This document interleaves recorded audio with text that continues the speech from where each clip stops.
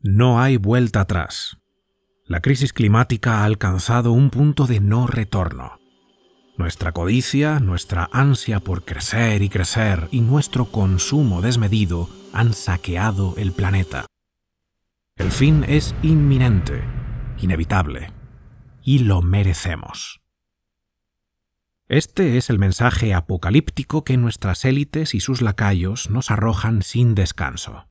Una retórica cada vez más extrema y cada vez menos aferrada a los datos. ¿Es real el cambio climático? Lo es. Todo indica que las emisiones procedentes de la quema de combustibles fósiles tienen un impacto en el clima. Pero no es el fin del mundo. Si nos enfrentáramos a un asteroide gigantesco que avanza hacia la Tierra, paralizar todo lo demás y movilizar la economía mundial para evitar el cataclismo sería lo más razonable. Pero el cambio climático no es nada parecido a esto. En este documental quiero presentar un enfoque ambiental realista y racional que sirva de contrapeso al relato apocalíptico antihumanista que nuestros líderes nos imponen y que, lejos de resolver el problema del cambio climático, solo lo empeora, como veremos a lo largo de estas 3 partes que tienes en pantalla.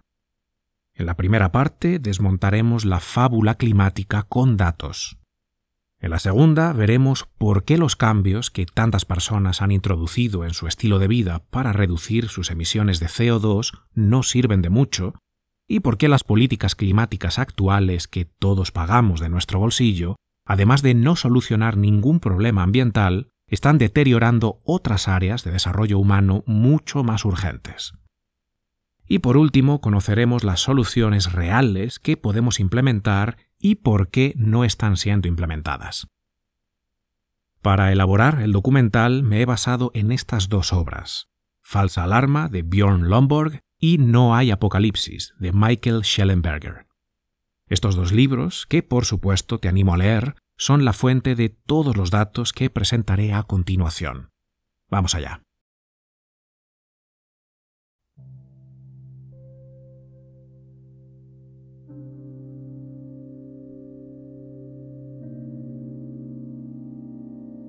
El cambio climático lleva asociada una metanarrativa, un relato global que abarca casi todo lo que leemos y oímos relacionado con él. Los famosos activistas elevados a la categoría de superestrellas, los angustiosos comentarios de dirigentes políticos, las noticias en los medios de masas. Todos anuncian con un fervor religioso que a menos que hagamos cambios drásticos hoy, nos espera la 6ª extinción masiva. Una prueba irrefutable de su tesis es la magnitud de los desastres naturales. Cada año tenemos más inundaciones e incendios, más huracanes y más sequías, y sus efectos son cada vez más devastadores. Los medios comparten sin cesar historias sobrecogedoras de llamas envolviendo carreteras, poblaciones y bosques de koalas, vecinos remando por las calles inundadas de su barrio, o tornados que arrasan con decenas de viviendas en cuestión de segundos. Nuestro mundo está colapsando, y es todo culpa de las temperaturas extremas que nosotros mismos hemos facilitado con nuestro monstruoso expolio. Pero cuando miramos los datos recopilados por los científicos del clima de Naciones Unidas, el llamado Grupo Intergubernamental de Expertos sobre el Cambio Climático, IPCC por sus siglas en inglés, datos que también están respaldados por la Evaluación Nacional del Clima de Estados Unidos y la propia NASA, vemos que tanto la cantidad como la magnitud de estos fenómenos se han mantenido constantes o incluso han disminuido a lo largo del último siglo. Experimentamos menos inundaciones, también menos huracanes y ciclones tropicales. La cantidad de fallecidos por tales fenómenos se ha reducido un 96%. La superficie quemada ha experimentado una reducción mundial del 25% en los últimos 18 años, como muestran los satélites. En total, la superficie mundial quemada ha disminuido alrededor de 1.4 millones de kilómetros cuadrados. Mira esta imagen. Un terreno árido y rojizo resquebrajado por una sequía atroz. La desertificación avanza imparable. Algunos vaticinan que es cuestión de tiempo que Europa se convierta en el Sáhara. Pero resulta que es justo al revés. A nivel mundial, durante los últimos 35 años, el crecimiento de árboles nuevos superó con creces la pérdida de árboles. El 40% del planeta ha experimentado un reverdecimiento. Más plantas, más bosques, más frondosidad y más biomasa. La cantidad de bosques en Suecia, la nación natal de Greta Thunberg, se ha triplicado durante el último siglo. El factor que más influye en esta recuperación de la cubierta vegetal a escala mundial es la fertilización por dióxido de carbono. Así es, el famoso CO2, causante del calentamiento global, también ayuda a las plantas a crecer. Desde 1981 hasta 2016, el reverdecimiento ha favorecido un aumento de las precipitaciones no torrenciales y las plantas han capturado 4 veces más carbono. Y nuestros esfuerzos de conservación de estas nuevas áreas verdes han tenido resultados notables. En los años 60, el número de áreas protegidas en el planeta Tierra era de 9.000. Actualmente es de cerca de 250.000. Solo en el año 2019 se protegió un área equivalente a toda África. Todos estos datos nos sugieren que el aumento de las emisiones de carbono y el cambio climático no traigan riesgos, pero no estamos presenciando la incineración del planeta Tierra.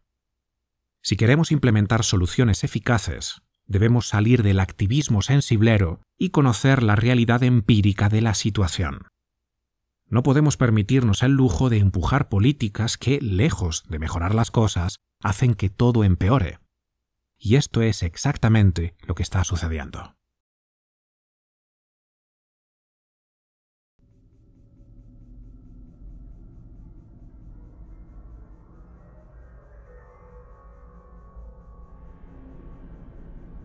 Desde la revolución industrial, el planeta ha experimentado un aumento de la temperatura global de en torno a 1 grado centígrado. Si todo sigue como hasta ahora, se estima que a finales de este siglo el ascenso será de 4 grados como máximo. Los profetas del apocalipsis más extremistas declaran que con 4 grados centígrados más, en el año 2100 la humanidad simplemente habrá dejado de existir. Esto, evidentemente, es una tontería. Pero incluso las predicciones de los profetas más moderados siguen siendo completamente erróneas. En primer lugar, no habrá una fundición total de la cubierta de hielo de Groenlandia. Los estudios indican que con el actual aumento gradual de temperaturas, entre el 60% y el 70% de la capa de hielo de Groenlandia seguiría existiendo dentro de 1000 años. El cambio climático tampoco arrasará con el suministro mundial de alimentos. Un amplio estudio realizado para la Organización de las Naciones Unidas para la Agricultura y la Alimentación predice que a mediados de siglo el cambio climático reducirá la producción mundial de los cultivos en tan solo una cantidad equivalente al 1% de la actual. Y el colapso total de la economía que vaticinan tampoco es realista. El profesor William Nordhaus, de la Universidad de Yale, se convirtió en 2018 en el primer economista del clima galardonado con el Premio Nobel de Economía.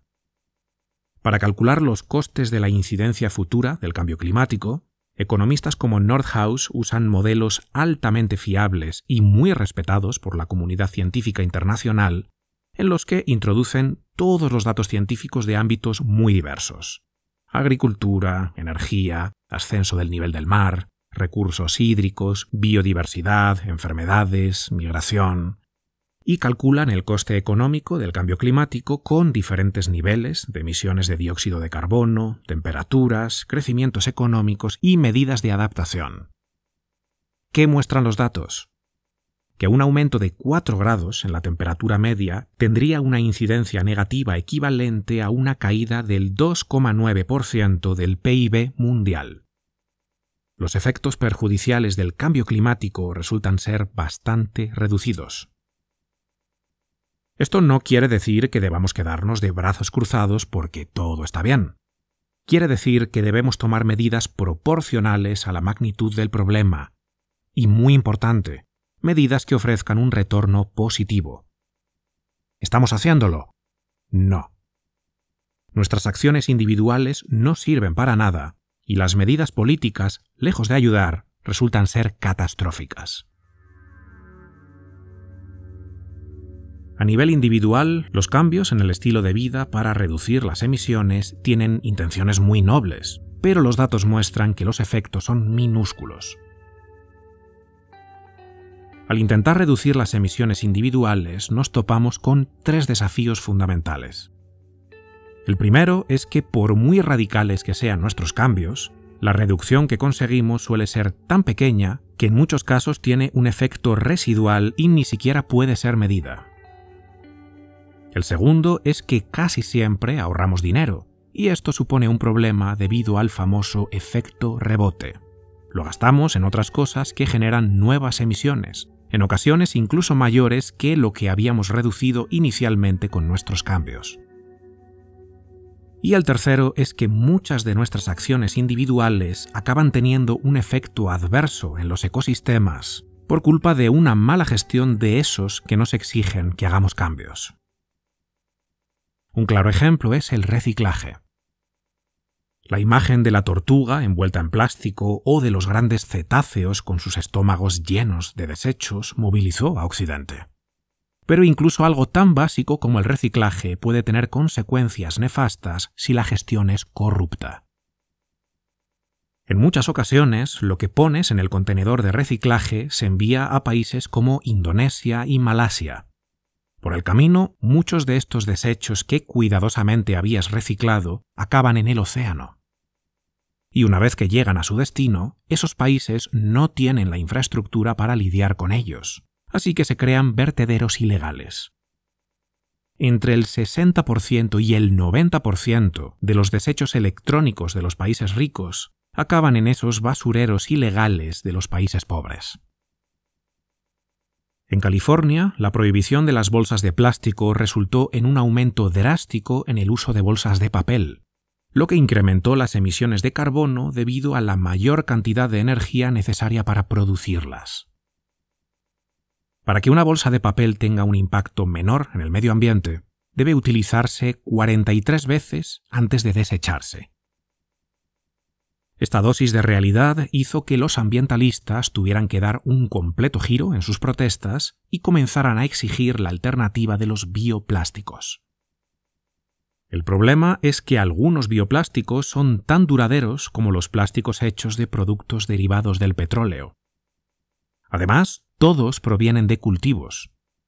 Cambiar de plásticos fósiles a bioplásticos requeriría expandir las tierras agrícolas en los Estados Unidos entre un 5 y un 15% y destruir el ecosistema natural de estas tierras para convertirlas en monocultivos. Dejar de consumir carne roja es otra de esas medidas individuales que no tienen ningún sentido.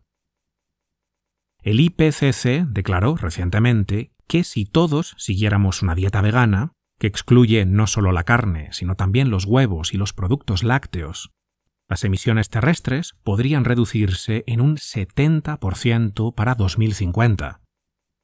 70% es un número muy prometedor. Además, nuestros amados líderes, que son muy comprensivos, permiten que la dieta vegana también incluya insectos. Ya no hay que lavar la lechuga. Puedes comerla con gusanos. Son todo ventajas. El problema es que esta cifra es falsa. Un análisis completo y sistemático revela que eliminar la carne de la dieta y ponernos todos a comer grillos reduce las emisiones personales en un equivalente a 540 kilos de dióxido de carbono al año. ¿Qué supone esto para un ciudadano medio del mundo industrializado? Una reducción de las emisiones de tan solo el 4,3% según varios estudios. Las soluciones realmente significativas no llegarán de cambios individuales en el estilo de vida, cuyo impacto es mínimo en el mejor de los casos o perjudicial en el peor, sino de políticas colectivas bien gestionadas. Lamentablemente, nuestras políticas climáticas actuales no funcionan. Si lo hicieran, debería estar disminuyendo la cantidad de dióxido de carbono que emitimos por cada unidad de energía producida, lo que se conoce como intensidad de emisión. Pero no es así. En diciembre de 2015, líderes de casi todos los países del mundo aprobaron el Acuerdo de París sobre el cambio climático. Fue aclamado como un logro histórico. Por desgracia, cumplir con el acuerdo costará billones de dólares al año, pero su repercusión en el clima será casi nula. Si todos los compromisos se cumplen a rajatabla, a finales de siglo solo habremos logrado reducir la subida de la temperatura en unos casi imperceptibles 0,03 grados centígrados. Pero no hace falta que nos vayamos al año 2100 para deducir que es todo una farsa. Veamos lo que está sucediendo hoy. Actualmente, las energías solar y eólica cubren alrededor del 1% de las necesidades energéticas mundiales. Para impulsar esas ineficientes energías, los gobiernos gastan más de 140.000 millones de dólares al año, que se emplean en la construcción de más granjas solares, más turbinas eólicas y más baterías. Las granjas solares ocupan grandes cantidades de tierra en la que toda vida silvestre debe erradicarse. El impacto ambiental es desastroso. Además, requieren 16 veces más materiales en forma de cemento, vidrio, concreto y acero que las plantas nucleares y generan 300 veces más desechos. Sí, 300. Las turbinas eólicas, además de contar con el mismo problema de materiales y desechos, se han convertido en una de las mayores amenazas para especies de aves protegidas.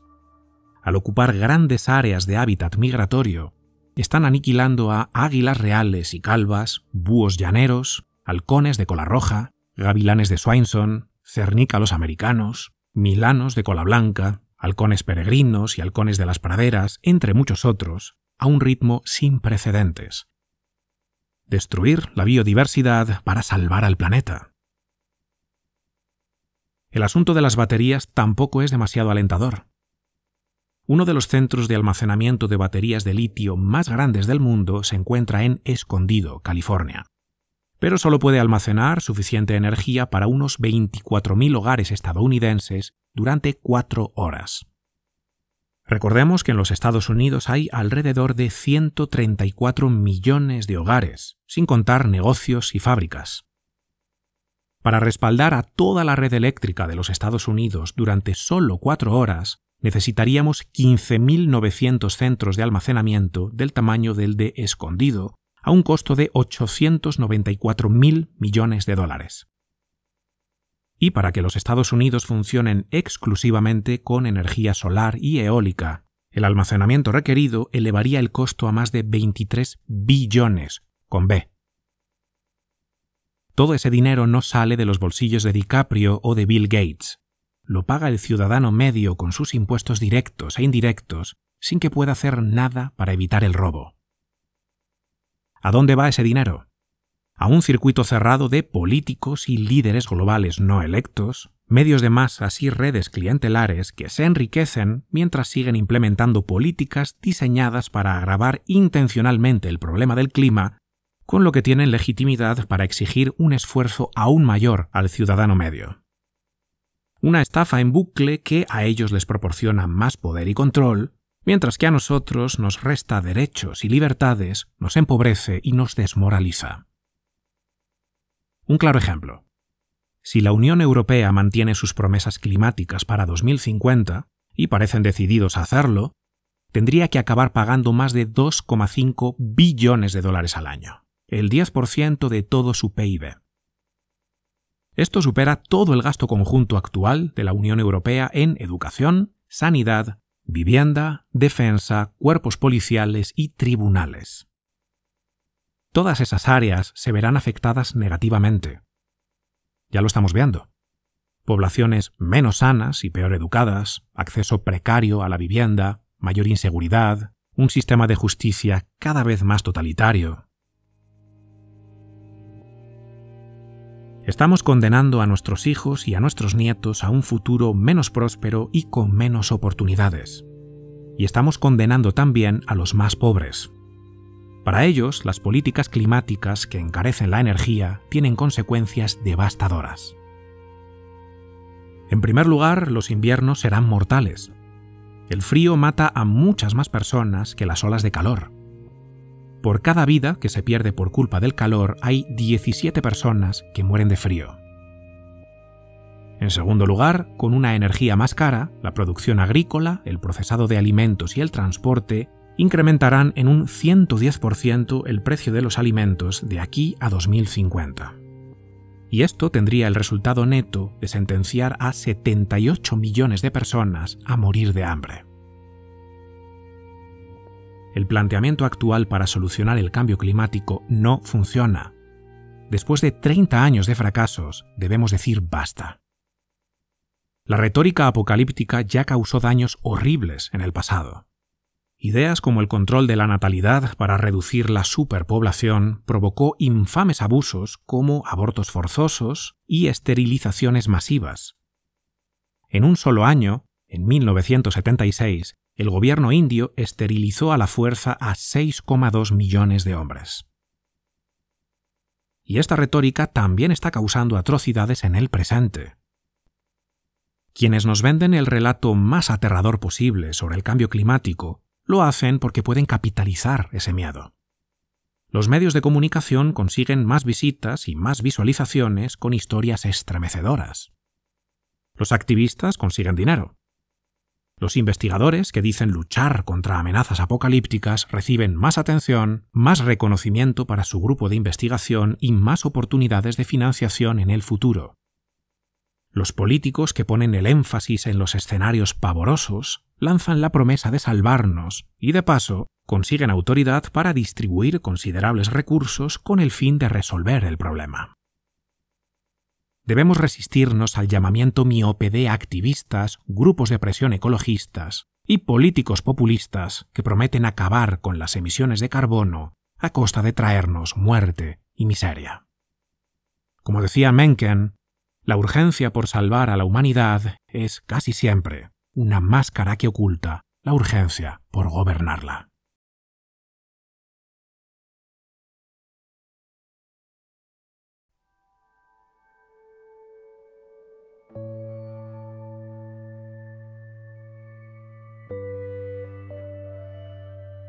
¿Qué debemos hacer para construir un futuro más sostenible y más próspero?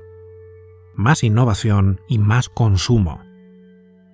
La primera parece obvia. ¿Quién no está de acuerdo con desarrollar mejores tecnologías que reduzcan nuestras emisiones de forma eficaz? Pero ¿y la segunda? Más consumo. Dejar de consumir es realmente la única forma de tener algún impacto en este momento, lo cual es un mensaje difícil de aceptar para muchas personas, dicen los activistas de Extinction Rebellion, una opinión a la que se suman nuestros dirigentes y sus lacayos. Se equivocan. La solución no es dejar de consumir, sino consumir más. En un momento vemos detalladamente por qué. Empecemos por la primera vía, la innovación, I+D.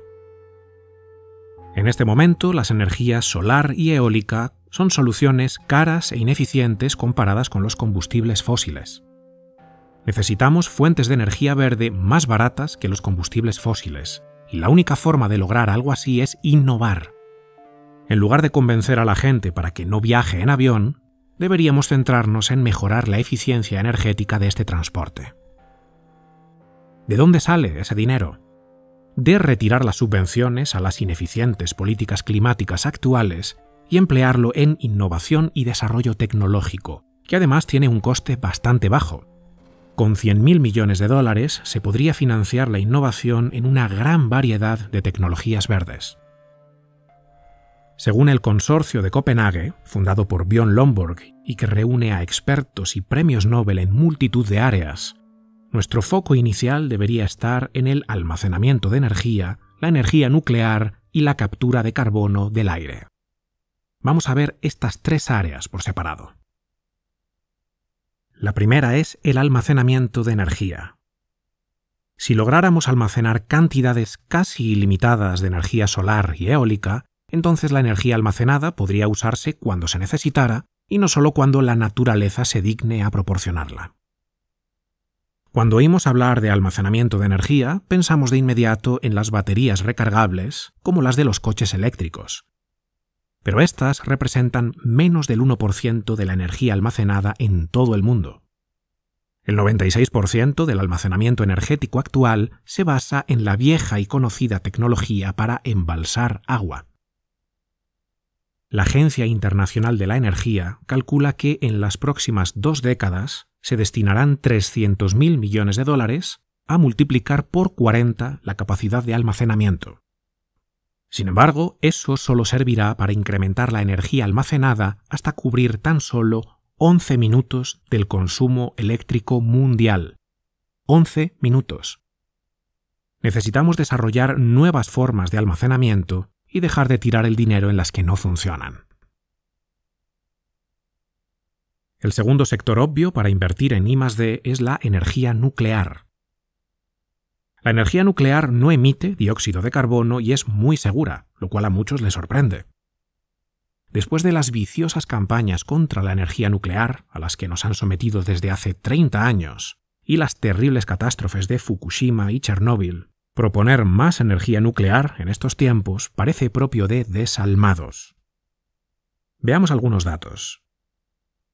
En condiciones normales de funcionamiento, la energía nuclear emite menos radiactividad que el carbón, es decir, es mucho menos contaminante, y también provoca menos muertes. Y aquí viene el dato que más suele sorprender. Los desechos nucleares son muy escasos y poco contaminantes. Todo el combustible nuclear generado en la historia de los Estados Unidos cabe en un solo campo de fútbol. Además, la contaminación mediante las barras de combustible nuclear es muy poco probable. Son monitoreadas de cerca y protegidas en tierra dentro de plantas nucleares fuertemente custodiadas. Incluso si de alguna manera terminaran en un río, estos desechos están fuertemente aislados y difícilmente entrarían en contacto con el agua. La energía nuclear proporciona calor abundante, fiable y económico. Sin embargo, muchas personas le tienen pánico. Hollywood hizo bien su trabajo. ¿Y qué decir de los Simpson? Esos contenedores de los que se escapaba un lodo verde incandescente, esas tuberías que vertían radioactividad en el río y los peces de 3 ojos que por allí pululaban. Décadas de desinformación generalizada lograron que hoy tantas personas sigan creyendo que las plantas nucleares en general y los desechos nucleares en particular constituyen una amenaza importante para la seguridad pública. Y un tercer ámbito que podría tener una gran repercusión si se investiga más en él es la captura de carbono del aire. Se trata simplemente de una maquinaria instalada en el suelo para succionar el dióxido de carbono del aire y almacenarlo de forma segura. Si se consiguiera, podríamos eliminar una gran parte o incluso la totalidad de las emisiones de carbono y seguir usando combustibles fósiles con 0 contaminación. A los activistas, por supuesto, esto les horroriza. Si logramos capturar el carbono del aire, seguiremos saqueando impunemente los recursos de la madre tierra y robándole sus combustibles fósiles. Y vamos ahora con la segunda vía: más riqueza y más consumo. De entrada, esta propuesta parece controvertida, pero un vistazo a los datos desmonta cualquier duda. Si queremos medir el cambio climático de forma clara y comprensible, las 2 variables clave son la temperatura y la prosperidad, que se mide a través del Producto Interior Bruto o PIB. ¿Qué tiene que ver el PIB con la salud del planeta? Todo. Cuanto más rico es un país y más aumenta su PIB per cápita, más consume. Y cuanto más consumo, mejores condiciones medioambientales. Los profetas del Apocalipsis insisten en que a medida que los países pobres se enriquecen, usan más energía procedente de combustibles fósiles y emiten más dióxido de carbono. Un claro ejemplo es China. En pocas décadas, la población tiene mejores viviendas, con mejor calefacción y refrigeración, una alimentación más voluminosa y variada y más desplazamientos en medios de transporte. Cuantos más ingresos, más consumo, lo que se traduce en un aumento de las emisiones de CO2. Pero esto solamente sucede en la fase inicial. Una vez que el país ha salido del subdesarrollo y su PIB sigue aumentando, la contaminación comienza a disminuir drásticamente. ¿Por qué? Porque el acceso a energía barata detiene la minería del carbón, que destruye la geografía, contamina el aire y envenena los ecosistemas fluviales. La deforestación disminuye y los humedales crecen. ¿Por qué crees que en Países Bajos se están plantando bosques, mientras que en Bangladesh se siguen talando? Los hábitats naturales comienzan a restablecerse. La verdadera amenaza para los gorilas y otros animales salvajes no es el crecimiento económico y los combustibles fósiles, sino la pobreza y la quema de madera que destruyen sus hábitats. Con tecnologías más avanzadas, los rendimientos de los cultivos aumentan. El uso de agua por unidad de producción agrícola disminuye y producimos más alimentos en menos tierra. Cuando se han cubierto las necesidades más inmediatas, la población empieza a reclamar más regulaciones medioambientales. A medida que crecen los ingresos y mejoran las condiciones de vida, los ciudadanos presionan a sus dirigentes para tener menos contaminación atmosférica, más bosques protegidos y ríos más limpios. Un PIB más elevado no solo implica mejores resultados sociales y económicos, sino también mejores resultados ambientales. Todo esto no es especulación. Es lo que hemos visto de 1981 a 2015, periodo en el que la población humana que vive en la pobreza extrema se desplomó del 44% al 10%. Voy a contarte una pequeña historia. En el siglo XIX, la creciente demanda de aceite de ballena para iluminar las viviendas y las calles amenazaba con extinguir hasta la última de estas criaturas. Esto llevó a los empresarios a buscar alternativas con urgencia. Uno de ellos se llamaba Samuel Kier. En 1849, su esposa cayó enferma y un médico le recetó American Medicinal Oil, petróleo, para tratar su enfermedad. Cuando su esposa se sintió mejor, Kier descubrió que podía destilarlo y usarlo como líquido de iluminación. Un producto basado en el petróleo, más barato y sostenible que el aceite de ballena. Y fruto de ello surgió la producción generalizada de queroseno a base de petróleo, que rápidamente se apoderó del mercado de fluidos de iluminación en los Estados Unidos, salvando así a las ballenas, que ya no eran necesarias. La historia de un pequeño grupo de amantes de la naturaleza luchando contra villanos codiciosos para salvar el mundo es la película perfecta para un sábado por la tarde, pero la realidad, aunque menos dramática y emocionante, es otra. La gente salvó a las ballenas porque ya no las necesitaba. Y ya no las necesitaban porque habían creado alternativas más abundantes, más baratas y mejores. Se trata de que los países se enriquezcan. ¿Por qué los países pobres talan sus bosques y los queman? Porque es la forma más barata de sobrevivir. Queremos mitigar los daños del cambio climático. Hay que enriquecer a los pobres. No hay que reducir la población. Libre comercio que propicie grandes inversiones en educación, salud y tecnología. Nuestros gobernantes pretenden lo contrario. Más regulaciones, más impedimentos al libre comercio y que los pobres paguen más por la energía. La construcción de la presa Grand Inga en el río Congo, planificada desde hace mucho tiempo, generaría 100.000 megavatios. Toda África tendría acceso a abundantes suministros de electricidad barata. Oh no, lo sentimos mucho, hermanos africanos, pero contamina. No podéis tener acceso a energía barata. Es hipócrita y poco ético exigir que las naciones más pobres sigan un camino hacia la prosperidad más costoso y, por lo tanto, más lento que el que siguió Occidente.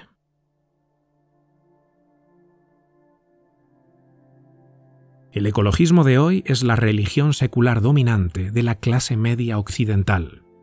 Como nuestros hijos ya no se mueren de hambre o de malaria antes de cumplir los 7 años, y hemos resuelto todas nuestras necesidades gracias a los combustibles fósiles, necesitamos una nueva historia que llene ese vacío de sentido y esa crisis de fe en la que nos encontramos. Una historia a la que resulta fácil adherirse porque designa con claridad a los buenos y a los malos, a los héroes y a los villanos, y lo hace en el lenguaje de la ciencia, que le da legitimidad. El ambientalismo apocalíptico ha reemplazado a Dios por la naturaleza. En la tradición judeocristiana, los problemas humanos surgen de nuestra incapacidad para ajustarnos a la voluntad de Dios. En la tradición ambiental apocalíptica, los problemas humanos surgen de nuestra incapacidad para adaptarnos a la voluntad de la naturaleza, de la que estamos abusando. El despreciable ser humano ha depredado de forma malévola y deliberada a la Pachamama para levantar su repugnante civilización. Es una historia irresistible para quienes viven en el fango de la mediocridad y aspiran a sentirse héroes sin necesidad de soltar su teléfono. Ya no tienes que hacer nada único e inigualable. No tienes que lograr ninguna proeza que aporta un valor masivo al mundo. No tienes que realizar ninguna gesta extraordinaria y memorable. Solo tienes que preocuparte mucho por la mamá tierra y proclamar lo preocupado que estás en tus redes sociales.